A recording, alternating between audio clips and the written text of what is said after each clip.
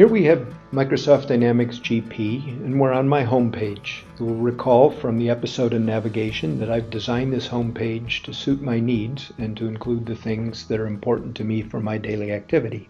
Let's role play a little, and I want to pay some of these 205 payables due today, but I'm concerned as to whether there's enough cash. So I'm going to maximize the Business Analyzer portion, my Analytics pane on my home page, and we'll actually go and open the SSRS report that was being displayed in that pane.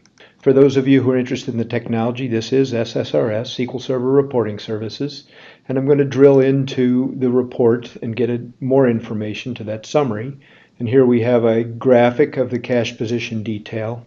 I'm drilling in period 4 of 2016, and we actually drill down into an additional set of information, all driven by SSRS reports. So here are all the detailed transactions that have taken place that affected cash in April of 2016. I'm going to click on this 1142, and the 1142 click has opened up, you see my icon flashing down here, has returned us to the journal entry screen, the journal entry itself that caused this transaction to hit cash.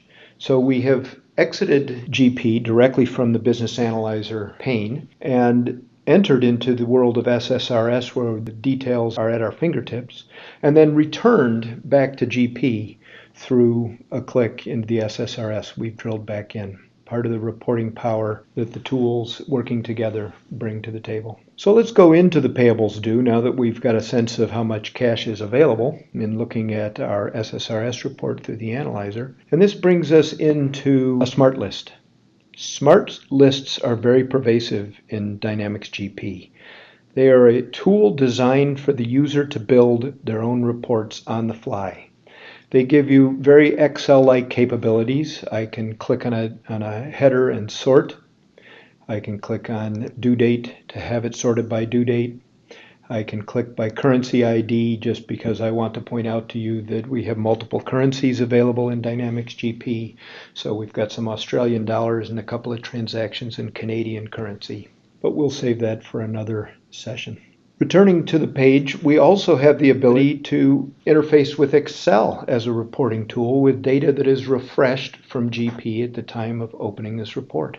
Here's an inventory dashboard, one of several dashboards that come out of the box. And I can pick various periods. It's interactive. The data changes based upon the selection that I have made. It's nice to know we don't have any returns in the demo data, at least. In the periods I'm selecting, I have to go back to 2014, I think, to find any returns. Well done, team. So we have Excel report options. In addition, we can actually create what is called a refreshable Excel report. Now that inventory report that I opened, that we see right now, was refreshed at the moment of opening. Here is a report where the user can actually refresh simply by going to data. Customer average days to pay happens to be this report, which was generated by a team member of mine, and refresh all, and we can get whatever current data is in Dynamics GP brought straight to the report. The good news of this report is that it doesn't require a GP user in order to be able to refresh the data and view it. Let's return to Dynamics GP and take a look at some more of the reporting options that we have. I'm going to go into Report Shortcuts, My Reports, and that expands the navigation pane on the left-hand side to the various report categories. Those My Reports you will recognize, the inventory, financial dashboard, inventory dashboard, etc., is the ones that I've chosen to show on my homepage. But we also have Dynamics GP reports. There are hundreds out of the box. We have Excel reports, and you may build as many as you'd like.